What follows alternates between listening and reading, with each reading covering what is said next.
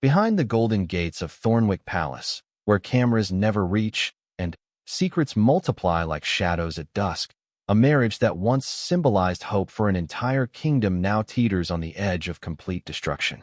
What happens when a king who has spent decades building his reputation discovers that the woman he married for love has been systematically destroying everything he holds dear? Sometimes the most devastating wars are fought not on battlefields, but in the quiet corridors of power, where whispered conversations can topple kingdoms and a single document can shatter a lifetime of trust. The morning mist clung to the ancient stones of Thornwick Palace like a shroud, obscuring the Gothic spires that had watched over the kingdom of Valdres for 7 centuries.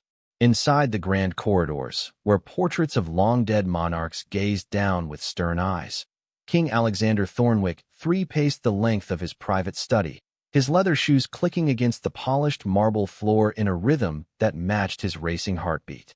At 58, Alexander had ruled Valdres for nearly 3 decades, transforming it from a struggling post-war nation into one of Europe's most prosperous kingdoms. His subjects adored him, foreign dignitaries respected him, and historians were already comparing his reign to the golden ages of his ancestors. Yet none of that mattered now as he stared at the manila folder on his desk, its contents threatening to unravel not just his marriage, but the very foundation of his throne. The folder had arrived that morning through channels so discreet that even his most trusted advisors remained unaware of its existence. Inside were photographs, bank records, intercepted communications, and witness statements that painted a picture so damning that Alexander had initially refused to believe it. But the evidence was overwhelming, methodically compiled over months by investigators whose loyalty to the crown superseded any personal allegiance. Queen Isabella Thornwick, the woman he had married 15 years ago in a ceremony watched by billions worldwide, the woman who had given him 2 children and stood beside him through every crisis of his reign, had been systematically betraying him in ways that cut deeper than any political scandal or military defeat ever could. The investigation had begun innocuously enough. Palace security had noticed unusual patterns in the Queen's schedule, unexplained absences that didn't align with her official calendar. What started as routine verification had uncovered a web of deception so elaborate that it suggested years of careful planning. Isabella hadn't just been having an affair. She had been conducting what could only be described as economic warfare against her own husband's kingdom. Through a series of shell companies and offshore accounts, investigators had traced millions of pounds from the royal treasury to accounts controlled by Isabella and her associates. The money, ostensibly allocated for charitable foundations and cultural initiatives that the Queen championed, had instead been funneled into investments that directly competed with Valdres's key industries. When Alexander's economic advisors had wondered why certain trade negotiations had failed, or why competitor nations seemed to anticipate Valdres's moves in international markets, they never could have imagined that the intelligence was coming from within the palace itself. But the financial betrayal was only part of the story. The photographs in the folder showed Isabella meeting with foreign agents, passing documents across cafe tables in Prague, Vienna, and Geneva. The intercepted communications revealed code names and drop points, a sophisticated network that had been feeding sensitive information about Valdres's military capabilities, diplomatic strategies, and economic vulnerabilities to neighboring kingdoms that had been circling like vultures for years. Alexander had always prided himself on being a modern monarch, someone who understood that the crown's survival depended on adapting to changing times while maintaining the dignity and stability that subjects expected from their royal family. He had weathered political upheavals, economic crises, and even terrorist threats, always emerging stronger because he had believed that his personal life provided the stability that allowed him to weather public storms. The knowledge that his greatest vulnerability had been sleeping beside him every night for 15 years was almost too much to process. The worst part wasn't even the betrayal itself, though that cut deep enough to leave him questioning every conversation, every intimate moment, every shared decision of their marriage. What truly terrified Alexander was the implications for his children. Prince David, now 14, and Princess Sarah, 12, had grown up believing in their parents' love story, a narrative that palace publicity had carefully cultivated for public consumption, but which Alexander had always believed was rooted in genuine affection and partnership. How could he explain to his children that their mother was a traitor? How could the kingdom survive the revelation that its queen had been working actively to undermine everything their father had spent his life building? The questions multiplied in his mind like fractures spreading through glass, each one threatening to shatter the careful structure of duty, family, and legacy that had given meaning to his existence. Standing at the tall windows that overlooked the palace gardens, Alexander watched the gardeners tending to the rose bushes that Isabella had insisted on planting when they first moved into the East Wing together. She had claimed they reminded her of her grandmother's garden in Tuscany, where she had spent summers as a child. Now he wondered if even that story had been a lie, another carefully constructed piece of the false persona she had maintained throughout their marriage. The irony wasn't lost on him that Isabella had come into his life during one of the kingdom's most stable periods, when the pressures of ruling had finally begun to feel manageable rather than overwhelming. She had been a successful businesswoman then, running a chain of luxury hotels across Europe, and their courtship had been conducted largely away from the public eye. Alexander had been drawn to her independence, her sharp intelligence, and what he had perceived as her genuine disinterest in the trappings of royal life. Their wedding had been hailed as a perfect blend of tradition and modernity, with Isabella gracefully transitioning from successful entrepreneur to devoted queen consort. She had thrown herself into charitable work with apparent passion, establishing foundations that focused on education and women's economic empowerment. The international media had praised her as a role model for contemporary royalty, someone who brought real-world experience and business acumen to an institution often criticized as anachronistic and out of touch. All of it had been performance, Alexander realized now. Every public appearance, every charitable initiative, every intimate conversation had been carefully calculated to maintain her cover while she systematically worked to destroy everything he represented. The sophistication of the operation suggested training and support that went far beyond personal revenge or simple greed. This was statecraft at its most ruthless, conducted by someone who had managed to fool not just him, but an entire security apparatus designed to protect against exactly this type of infiltration. The grandfather clock in the corner of his study chimed 11 times, reminding Alexander that he had a state lunch with the Prime Minister in 2 hours. The irony of having to discuss national security while harboring a traitor in his own household wasn't lost on him.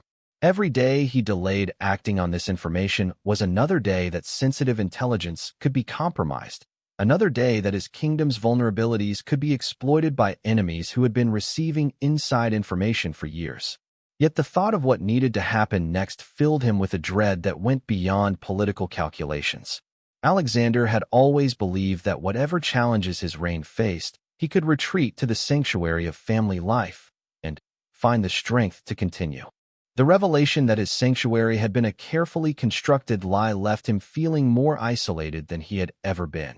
Even in the darkest days of his early reign, when every decision had seemed to carry the weight of the kingdom's survival. The folder on his desk contained more than evidence of betrayal. It contained the blueprint for the destruction of everything he had built, both as a king and as a man. The investigators had been thorough in their recommendations, outlining the legal procedures for treason charges, the diplomatic protocols for minimizing international embarrassment, and the public relations strategies for protecting the monarchy's reputation. But none of their careful planning could address the fundamental question that haunted Alexander as he stood alone in his study, watching the morning mist finally lift from the ancient stones of his ancestral home. How does a king divorce a traitor without destroying the crown itself? The oak-paneled conference room deep within Thornwick Palace had witnessed countless moments of historical significance over the centuries, from wartime strategy sessions to peace negotiations that had shaped the destiny of nations. Now it hosted a gathering that might prove more consequential than any of those previous meetings, though the three men seated around the polished table spoke in voices barely above a whisper. Sir Marcus Pemberton, the kingdom's attorney general, had served 5 different monarchs during his 40-year career and had never encountered a situation quite like this one. His weathered hands trembled slightly as he reviewed the legal documents spread before him, each page representing another nail in the coffin of Queen Isabella's carefully constructed deception. Across from him, Lord Chancellor William Ashford studied intelligence reports with the methodical precision that had made him one of the most trusted advisors in the kingdom's history. At the head of the table, King Alexander maintained the composed exterior that had served him well through countless crises, though those who knew him best could see the strain etched in the lines around his eyes. The investigation had continued for 3 weeks since that first devastating folder had landed on Alexander's desk, and each new piece of evidence had painted an even more damning picture of the Queen's activities. Financial forensics experts had traced the money trail through 7 different countries, uncovering a network of shell companies and dummy corporations that stretched from the Cayman Islands to Switzerland. The amounts involved were staggering, not just in terms of the royal funds that had been diverted, but in the scale of the operation that those funds had supported. Isabella hadn't been working alone. The investigation had identified at least 12 individuals in her network, including a former military intelligence officer who had provided training in surveillance techniques, a banker in Luxembourg who had facilitated the complex financial transactions, and, most disturbingly, a cultural attaché from the neighboring Kingdom of Moravia who had been Isabella's handler for the past 6 years. Moravia's relationship with Valdres had been tense for decades, dating back to territorial disputes that had never been fully resolved despite numerous diplomatic efforts. The discovery that they had managed to place an asset so close to the Valdres throne represented an intelligence coup that could have catastrophic implications for national security. Every state dinner, every private conversation, every confidential briefing that Isabella had attended now had to be considered compromised. The personal betrayal that had initially devastated Alexander was rapidly being overshadowed by the magnitude of the threat to his kingdom. The intelligence that Isabella had provided to Moravia included detailed assessments of Valdres's military capabilities, advanced knowledge of diplomatic initiatives, and, most damaging of all, comprehensive analysis of the kingdom's economic vulnerabilities. Armed with this information, Moravia had been able to outmaneuver Valdres in trade negotiations, anticipate military movements during recent border tensions, and position themselves advantageously in international forums where both kingdoms competed for influence. Sir Marcus had spent sleepless nights reviewing the legal precedents for treason charges against a sitting queen consort, delving into archives that contained cases dating back to the medieval period when such matters were resolved with considerably less regard for due process. The modern legal framework required careful navigation, particularly given Isabella's status as both a member of the royal family and a foreign national who had retained dual citizenship with her native Italy. The evidence was overwhelming, but the prosecution would be unlike anything the kingdom had ever attempted. Isabella's legal team would undoubtedly argue that her actions fell under the protection of diplomatic immunity, that her communications with foreign nationals were within her rights as queen consort, and that the financial irregularities were misunderstandings rather than deliberate crimes. The international media attention would be intense, with every detail scrutinized by journalists hungry for royal scandal and foreign governments eager to exploit any weakness in Valdres's stability. Lord Ashford had been modeling various scenarios for how the revelation of Isabella's activities might affect the kingdom's relationships with its allies and neighbors. The immediate concern was Moravia's potential to exploit the intelligence they had gathered over the years, but there were broader implications for how other nations would view Valdres's reliability as a partner in diplomatic and military alliances. Intelligence sharing agreements that had taken decades to develop might be suspended if allies questioned whether sensitive information could be kept secure. The economic implications were equally troubling. Valdres's currency had been performing strongly in international markets, partly based on confidence in the kingdom's political stability and the perceived competence of its leadership.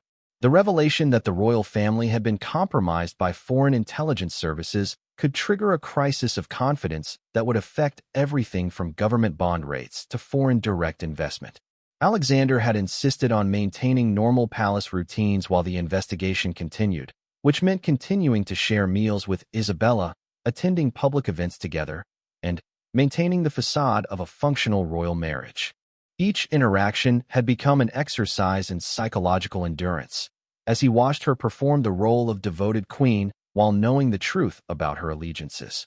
The children remained unaware of the investigation, though both Prince David and Princess Sarah had commented on their father's recent distraction and their mother's increased travel schedule.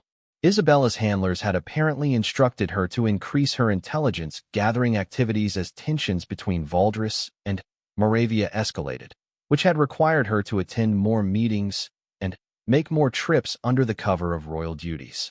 The breakthrough that had finally provided definitive proof of Isabella's guilt had come through a technical surveillance operation that Sir Marcus preferred not to think about too carefully.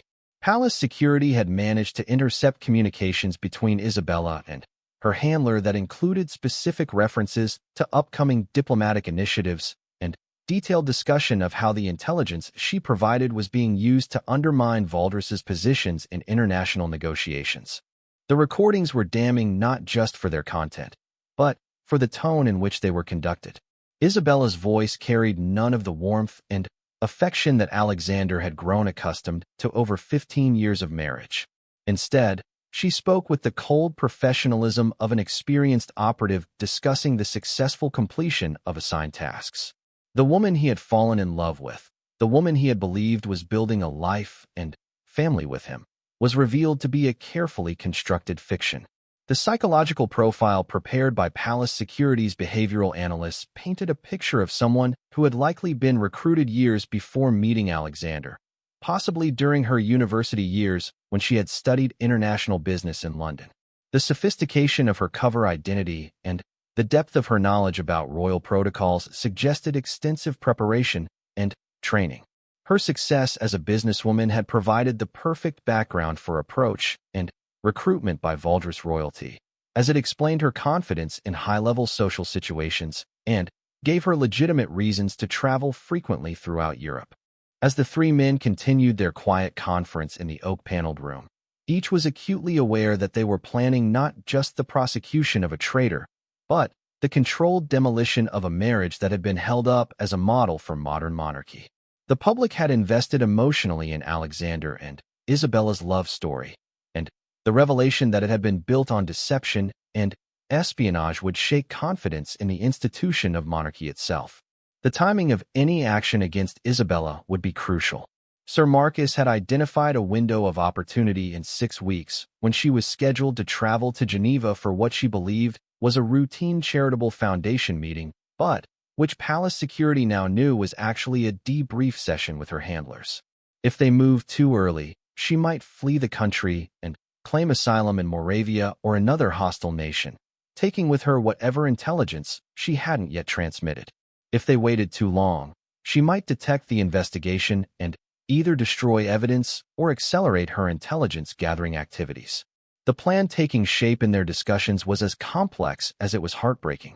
Isabella would be allowed to make her trip to Geneva, but Valdres intelligence operatives would be waiting to document her meeting with foreign agents. The evidence gathered during this operation would be used to support charges of high treason, ensuring that the case against her was so overwhelming that even her most skilled legal representation would be unable to create reasonable doubt. Alexander would simultaneously file for divorce on grounds of irreconcilable differences, avoiding the need to make the treason charges public immediately while beginning the legal process of removing Isabella from her official role as queen consort. The children would be told that their parents' marriage had encountered problems that couldn't be resolved, a partial truth that would hopefully protect them from the more damaging revelations until they were old enough to understand the full complexity of the situation. As evening approached and the three men prepared to leave their clandestine meeting, each carried with him the weight of knowledge that would reshape the kingdom's future. The investigation had uncovered not just a personal betrayal, but a national security crisis that threatened everything Valdres had achieved during Alexander's reign. The careful work of building a modern, prosperous kingdom had been undermined by an enemy who had shared his bed and raised his children, someone who had exploited his trust and loved to serve interests that were directly opposed to everything he had sworn to protect. The next 6 weeks would determine not just Alexander's personal future, but the survival of the monarchy itself. Third part, the Swiss autumn painted Geneva's lakeside promenade in brilliant shades of gold and crimson, a beauty that seemed almost mocking to the surveillance team positioned in strategic locations around the Hotel du Lac. From her room on the 7th floor, Queen Isabella prepared for what she believed would be another routine intelligence handoff, unaware that every move she made was being documented by cameras so sophisticated they could capture individual signatures on documents from 300 meters away. In a nondescript van parked near the hotel service entrance, Agent Sarah Mitchell monitored the feeds from 6 different surveillance points while coordinating with teams from both Valdres Intelligence Service and their counterparts in Swiss Federal Intelligence. The operation had taken months to plan and represented the largest intelligence-gathering effort in Valdres's history, involving resources that had been quietly borrowed from allies who understood that the stability of friendly monarchies served their own interests in an increasingly volatile European political landscape. Isabella's behavior over the past month had become increasingly erratic as she apparently received pressure from her handlers to accelerate her intelligence gathering. Palace security had documented 13 occasions when she had attempted to access classified materials that fell outside her normal purview as queen consort, including military briefings and diplomatic correspondence that she had no legitimate reason to review. Each attempt had been carefully allowed to succeed, with false information substituted for genuine intelligence to protect ongoing operations while providing Isabella with material that would satisfy her handlers' demands. The psychological toll on King Alexander had been devastating to witness.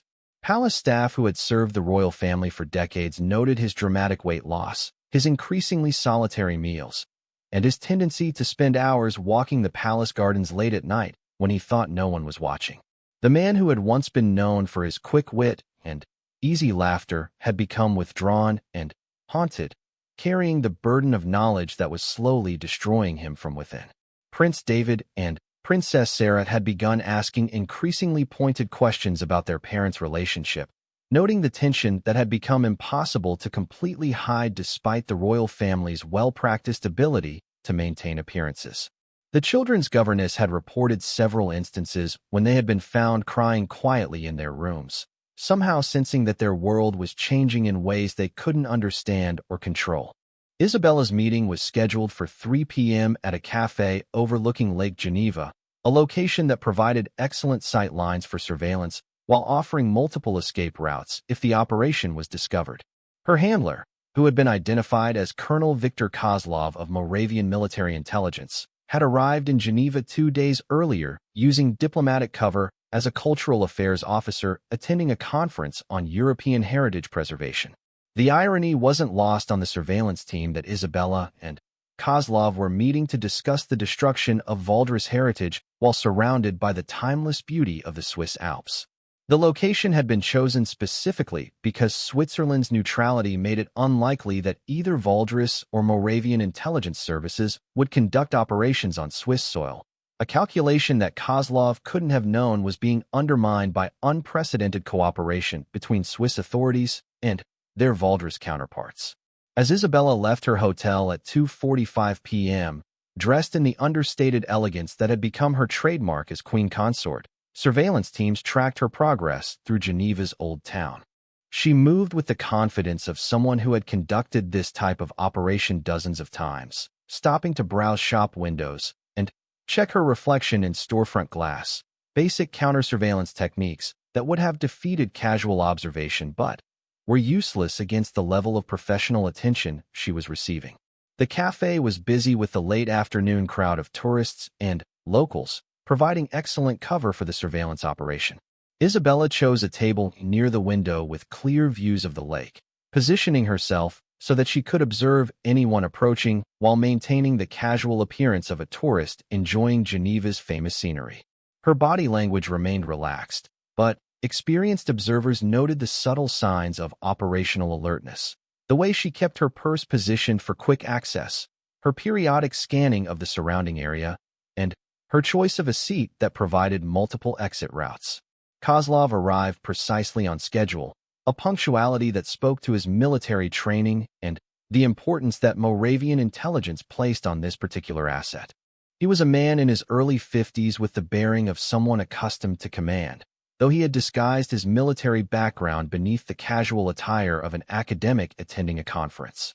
His approach to Isabella's table was masterful, combining the natural movements of someone joining a friend for coffee with the tactical awareness of a professional intelligence officer. The recording equipment positioned throughout the cafe captured every word of their conversation, though both Isabella and Kozlov spoke in the coded language that had developed over years of collaboration. To casual observers, they appeared to be old friends catching up on personal news, discussing travel plans, and mutual acquaintances. But the surveillance team's linguistic analysts immediately recognized references to the Northern Project, military preparedness, cultural exchange programs, diplomatic initiatives, and investment opportunities, economic intelligence. Isabella's performance was flawless, displaying none of the nervousness that might be expected from someone conducting treason against her adopted country. She laughed at Kozlov's jokes, shared photographs on her phone that appeared to be family pictures, but which the surveillance team knew contained coded information about troop movements, and discussed her upcoming travel schedule in terms that provided her handler with advance notice of opportunities for intelligence gathering. The most damning portion of their conversation concerned what Kozlov referred to as the family business, which Isabella understood to mean intelligence about King Alexander's personal schedule and private communications. She provided detailed information about upcoming meetings between the king and foreign dignitaries, including a summit with NATO commanders that was supposed to be classified at the highest levels of government.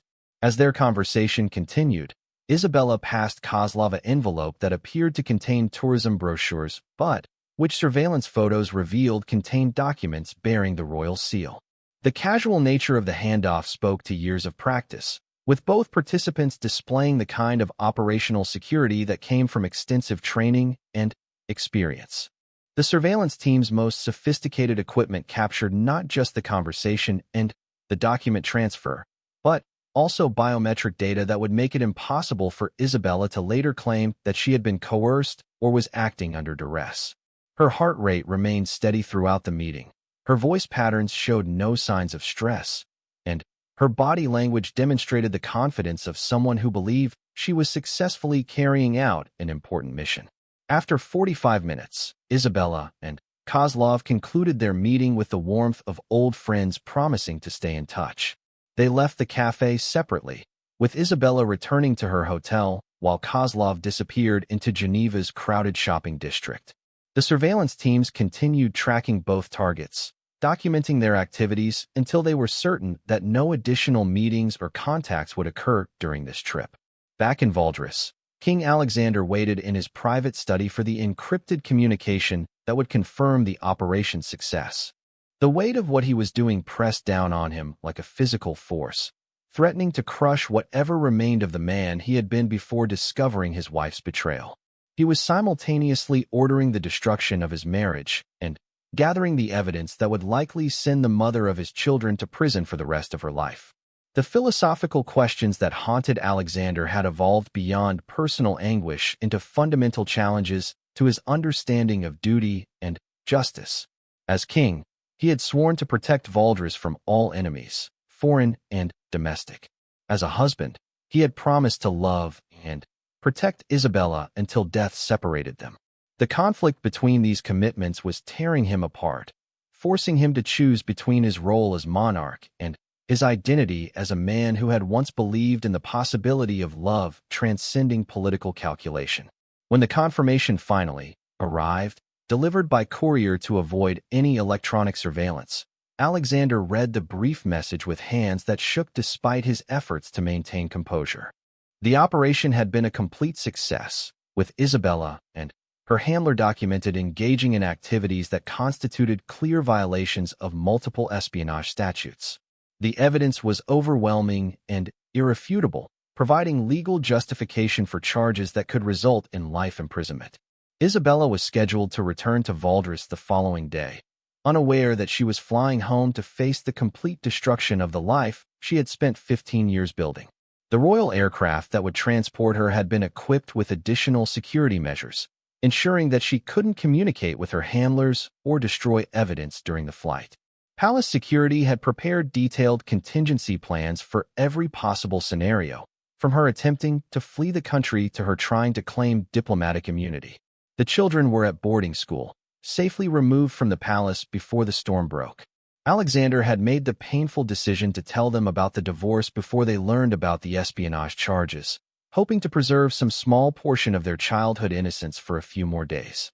The conversation would be the most difficult of his life, but it was better than allowing them to discover their mother's crimes through news reports or playground gossip. As he sat alone in his study, surrounded by the portraits of ancestors who had faced their own impossible choices in service of the crown, Alexander understood that he was about to cross a line from which there could be no return. The man who had married Isabella 15 years ago with genuine love and hope for the future was about to order her arrest on charges of high treason. The transformation from husband to prosecutor would be complete by sunset the following day, when royal guards would serve the documents that would end both a marriage and a kingdom's innocence. The surveillance footage from Geneva would be studied for years to come, analyzed by intelligence services throughout Europe as a case study in long-term penetration operations. But, for Alexander, the images would always represent something far more personal. The moment when he finally saw his wife's true face, stripped of the loving deception that had defined their entire relationship.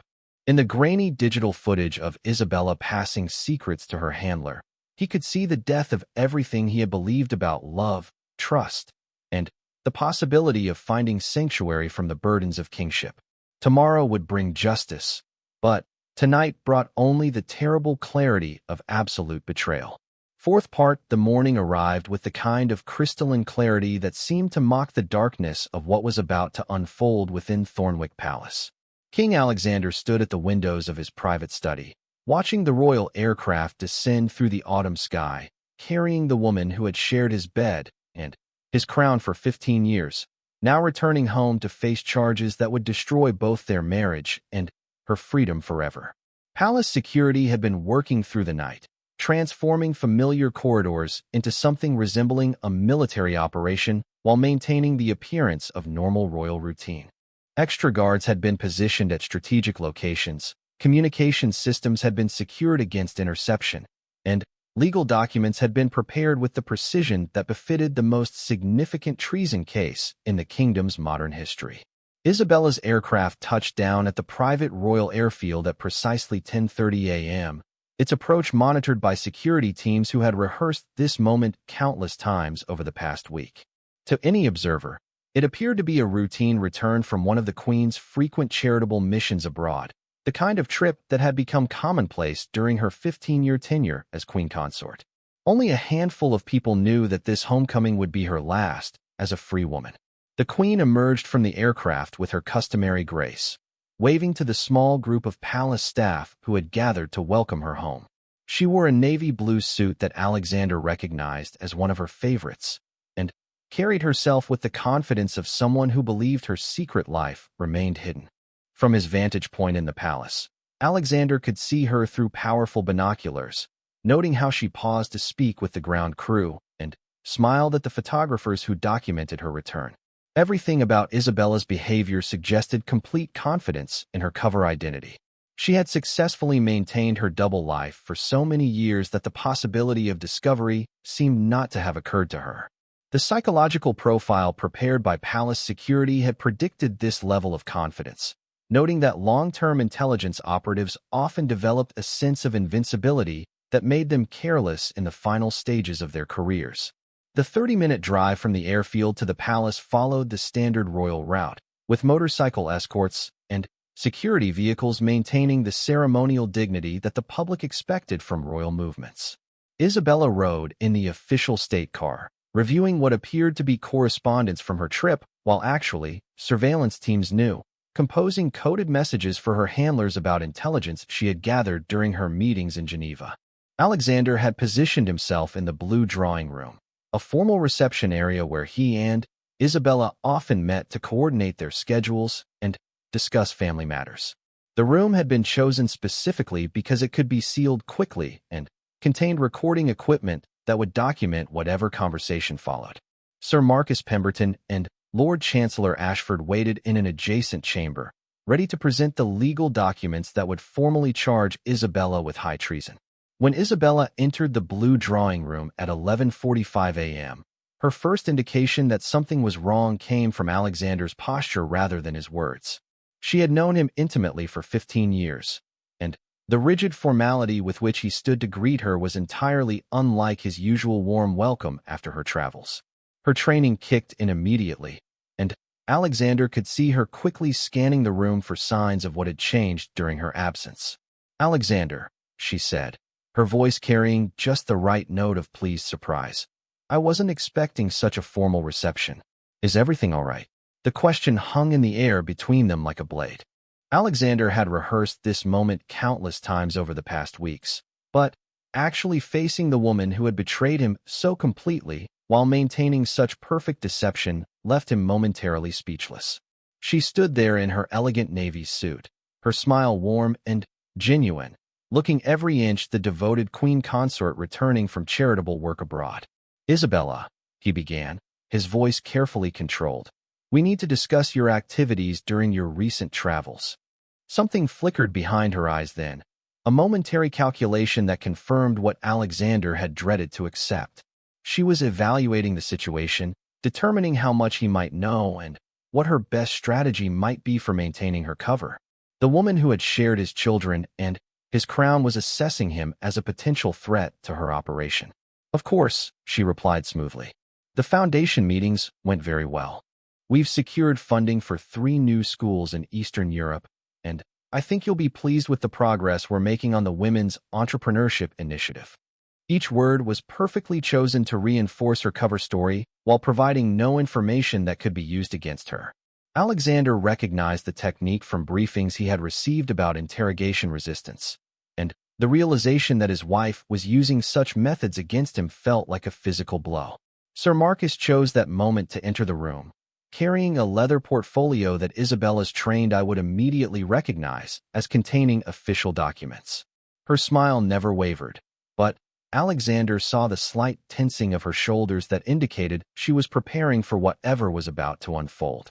"Your Majesty," Sir Marcus said, addressing Isabella with the formal courtesy that protocol demanded even under these circumstances.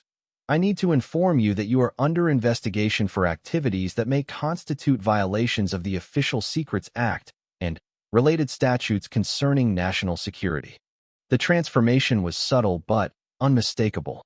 Isabella's public persona, carefully cultivated over 15 years, shifted slightly as her operational training took over.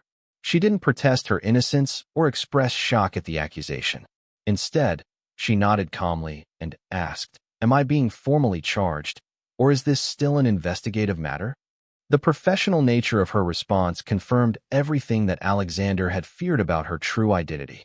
An innocent person would have demanded explanations, expressed outrage, or shown confusion. Isabella's immediate shift to legal questions demonstrated familiarity with criminal procedure that no ordinary citizen would possess. At this time, Lord Ashford said, joining Sir Marcus in the formal presentation, "We are presenting you with documentation regarding ongoing investigations. However, I must inform you that evidence has been gathered that indicates violations of multiple statutes related to espionage and treason." Isabella listened to the formal language with the calm attention of someone receiving a business briefing, occasionally nodding to indicate her understanding. When they finished speaking, she turned to Alexander with an expression that might have been sympathy or calculation. "Alexander," she said, her voice carrying the same warmth it had held that morning when she kissed him goodbye for what he now realized would be the last time, "I think we should discuss this privately."